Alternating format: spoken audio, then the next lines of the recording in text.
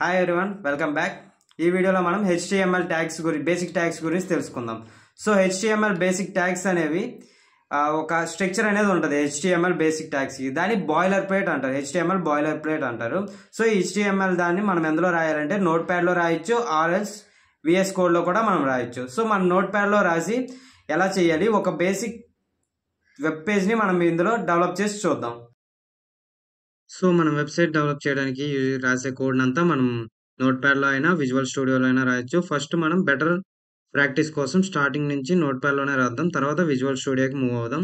So note pad open చేద్దాం, ఒక new note book open చేసుకోండి. సో ఇందులో ఏంటంటే ఫస్ట్ బాయిలర్ ప్లేట్ అంటే ఒక HTML పేజ్ యొక్క బేసిక్ స్ట్రక్చర్ అనేది ఎలా ఉంటుందంటే, ఏ HTML ట్యాగ్ని మనం రాయాలన్నా ఈ రెండు యాంగులర్ బ్రేసెస్ మధ్యనే రాస్తాం. ఈ రెండు బ్రేసెస్ మధ్య రాసేటప్పుడు ఫస్ట్ సో నోట్ ప్యాడ్లో రాస్తాం. ప్రతి ట్యాగ్ అనేది మనం ఈ యాంగులర్ బ్రేసెస్ మధ్యలోనే రాస్తాం. సో మనం దీన్ని ఏ డాక్యుమెంట్ అనేది రిప్రజెంట్ చేయడానికి డాక్ టైప్ HTML అని పెడతాం. సో ఈ డాక్యుమెంట్ అనేది HTML డాక్యుమెంట్ అనేది రిప్రజెంట్ చేయడానికి. సో ఇక్కడ నుంచి మనం HTML యొక్క స్ట్రక్చర్ స్టార్ట్ అవుతుంది. సో దీనికి మనం HTML అని స్టార్ట్ చేస్తాం. So ending tag, starting tag ఉంటుంది, ఎండింగ్ ట్యాగ్ ఉంటుంది.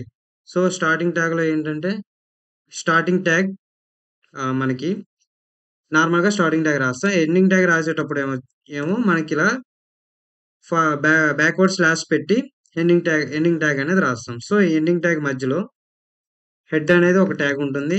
హెడ్ ట్యాగ్ దేనికి యూజ్ చేస్తాం అనేది కూడా మీకు చెప్తా. దానిది కూడా స్టార్టింగ్ అండ్ ఎండింగ్ ట్యాగ్ ఉంది. నెక్స్ట్ బాడీ ట్యాగ్ అనేది ఉంటుంది. బాడీ ట్యాగ్ కూడా స్టార్టింగ్ అండ్ ఎండింగ్ ట్యాగ్ ఉంటుంది. సో హెడ్ ట్యాగ్ ఏంటంటే హెడ్ ట్యాగ్ అనేది ఇక్కడితో ఉంటుంది. సో దీని తర్వాత యూజ్ చేసేది బాడీ ట్యాగ్. హెడ్ ట్యాగ్ ఏంటంటే మనం ఏదైనా హెడ్డింగ్ రాయడానికి యూజ్ చేయడానికి హెడ్ ట్యాగ్ అంటారు. ఏ వెబ్సైట్ కైనా బేసిక్ హెడ్డింగ్ అనేది టాప్ లో మెన్షన్ చేయడానికి. బాడీ ట్యాగ్ లో రిమైనింగ్ పార్ట్ అంతా మనం బాడీ ట్యాగ్ లోపలే రాస్తాం. సో ఫస్ట్ మనం బాడీ ట్యాగ్ లో ఇది మన ట్యాగ్స్ ఇలా, ఇది boiler plate, HTML boiler plate. So మనం ఏ కంటెంట్ రాయాలనుకున్నా ఈ బిట్వీన్ ది బాడీ ట్యాగ్ మధ్యలోనే రాస్తాం. హెడ్డింగ్ ట్యాగ్ లో ఏమేమి రాస్తాం అనేది ముందు వీడియోలో తెలుసుకుందాం. సో ఫస్ట్ ట్యాగ్ వచ్చేసి H1 ట్యాగ్. H1 ట్యాగ్ దేనికి యూజ్ చేస్తామంటే, సో ఎండింగ్ అండ్ క్లోజింగ్ పెట్టుకుందాం. H1 ట్యాగ్ దేనికి యూజ్ చేస్తామంటే హెడ్డింగ్ రిప్రజెంట్ చేయడానికి. సో మనం ఒక ఈ కామర్స్ వెబ్సైట్ డెవలప్ చేస్తున్నాం అనుకోండి. E commerce website like Amazon website develop చేస్తున్నాం అనుకోండి. దానికి అమెజాన్ అనే పైన ఉండాలి కాబట్టి ఏఎం అమెజాన్. సో ఇలా ఉంటుంది. సో తర్వాత దీన్ని మనం ఒకసారి సేవ్ చేద్దాం. సేవ్ చేసేటప్పుడు ఆల్ ఫైల్స్‌లో పెట్టుకుందాం. డాక్యుమెంట్ టైప్ తీసేసి మన ఇష్టం వచ్చిన నేమ్‌తో సేవ్ చేసుకుందాం. ఫస్ట్ పేజ్ కాదు ఇది. ఫస్ట్ పేజ్ .html అనే ఎక్స్టెన్షన్‌తో సేవ్ చేస్తేనే HTML పేజ్ అనేది వర్క్ అవుతుంది. .html మర్చిపోకండి. సో .html సేవ్ చేసుకుంటాం. మన ఫైల్ మేనేజర్‌లోకి వెళ్దాం. సో ఫస్ట్ పేజ్ అనేది ఇక్కడ ఉంది. దీన్ని ఓపెన్ చేద్దాం. ఇది బ్రౌజర్‌లో చూడండి, అమెజాన్ అనే హెడ్డింగ్‌తో ఈ పేజ్ అనేది ఓపెన్ అయింది. సో మనం నెక్స్ట్ దీంట్లో different heading ట్యాగ్‌లోనే H1, H2, H3 అని అలా H6 వరకు 6 ట్యాగ్స్ అనేవి ఉంటాయి. సో ఒక్కొక్క ట్యాగ్ ఎలా వర్క్ అవుతుంది అనేది మనం ఇప్పుడు చూద్దాం. H2 ట్యాగ్ తీసుకున్నాం. Next H3, H4, H5 and H6. ఆ ట్యాగ్స్ యొక్క నేమ్స్ మార్చేద్దాం మనం. H3, H4 and H5 and finally H6. So ఈ H1, H2, H3, H4, H5 ఈ ట్యాగ్స్ యూజ్ చేస్తే ఏమవుతుంది అనేదని మనం ఇప్పుడు చూద్దాం. సో దీన్ని మనం హెడ్డింగ్ 2 కాబట్టి హెడ్డింగ్ 2. సో దీన్ని మనం కాపీ చేసి పేస్ట్ చేసుకుందాం. Heading 3, heading 4, heading 5 and heading 6. So దీన్నే సేవ్ చేసి మనం ఒకసారి రన్ చేద్దాం. ఇందులో అవుట్పుట్ ఎలా వస్తుందంటే, ఫస్ట్ H1 పెట్టిన దాని యొక్క సైజ్ అనేది చాలా పెద్దగా ఉంటుంది. అలా H2, H3, H6 అలా డిక్రీజ్ అవుతూ వస్తుంటుంది సైజ్ అనేది. అన్ని హెడ్డింగ్లే, కానీ వాటి యొక్క సైజ్ అనేది ఆ H1, H2 వాటి మీద డిపెండ్ అయి ఉంటుంది. సో ఇక్కడ క్లోజ్ చేద్దాం. సార్ ఫస్ట్ H1 ట్యాగ్ పెట్టి రాసింది Amazon, H2, H3, H4 and H5 ఇలా డిఫరెంట్ ట్యాగ్స్ యూజ్ చేసి మనం చేయొచ్చు. సో నేను ఈ ట్యాగ్స్ అనేది చేస్తున్నా. వీటి గురించి తెలుసుకున్నాం కదా.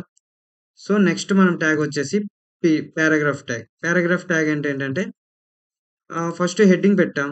దాని కింద మనం ఏదో ఒక పారాగ్రాఫ్ అంటే రిప్రజెంట్ చేయాలిగా. ఈ హెడ్డింగ్ దేన్ని రిప్రజెంట్ చేస్తుందని. Shop what ever you want. So ఇది పారాగ్రాఫ్ ట్యాగ్. పారాగ్రాఫ్ ట్యాగ్ అంటే హెడ్డింగ్ ట్యాగ్ కింద పారాగ్రాఫ్ ట్యాగ్ దేనికి రాస్తామంటే పారాగ్రాఫ్ని రిప్రజెంట్ చేయడానికి పారాగ్రాఫ్ ట్యాగ్ అనేది రాస్తాం. సో దీన్ని సేవ్ చేసుకుందాం. లోడ్ చేద్దాం. చూసారా పారాగ్రాఫ్ ట్యాగ్ కి హెడ్డింగ్ ట్యాగ్ ఉన్న డిఫరెన్స్. హెడ్డింగ్ ట్యాగ్ అనేది చాలా థిక్ గా బోల్డ్ గా వస్తుంది. పారాగ్రాఫ్ ట్యాగ్ అనేది మనకు తెలిసినట్టు పారాగ్రాఫ్ ట్యాగ్ అలా వస్తుంది. సో అంటే ఏదైనా మనం ఒక న్యూస్ పేపర్ తీసుకుంటే ఫస్ట్ హెడ్డింగ్ అనేది ఇలా బోల్డ్ గా ఉంటుంది, బోల్డ్ లెటర్స్ తో. దాని కింద ఉన్న కంటెంట్ అంతా ఇలా పారాగ్రాఫ్ లా ఉంటుంది. సో ఇలా paragraph tag, heading tag. So ఈ రెండింటిని యూజ్ చేసుకొని మీరు ఒక చిన్న వెబ్ పేజ్ డెవలప్ చేయండి. సో దాని కింద మనం ఇంకో ట్యాగ్ కూడా చూసుకుందాం. Button tag. బటన్ ట్యాగ్ ఏంటంటే బటన్స్ ని పెట్టడానికి మనం బటన్ ట్యాగ్ అనేది యూజ్ చేస్తాం. బటన్ ట్యాగ్ అనేది క్లిక్కబుల్ ఆబ్జెక్ట్. దీన్ని క్లిక్ హియర్. సో దీన్ని యూజ్ చేసి ఒక పేజ్ నుంచి ఇంకో పేజ్ కి మనం బటన్ ట్యాగ్ అనేది మూవ్ అవడానికి బటన్ ట్యాగ్ అనేది యూజ్ చేసుకుంటాం. So button tag. సో చూసారా ఇది క్లిక్కబుల్. అందుకనే మనకు కర్సర్‌ని దీని మీదకి తీసుకురాగానే క్లిక్ చేయడానికి మనకి ఆప్షన్స్ అనేది ఎనేబుల్ అవుతున్నాయి. సో వీటి మీదకి తీసుకొస్తే కర్సర్ అనేది క్లిక్ చేయడానికి అవ్వట్లేదు. సో బటన్ అనేది క్లిక్కబుల్. సో ఈ వీడియోలో ఈ 3 ట్యాగ్స్ నేర్చుకున్నాం. సో నెక్స్ట్ వీడియో నుంచి ఇంకా డిఫరెంట్ ట్యాగ్స్ నేర్చుకుందాం. Thank you.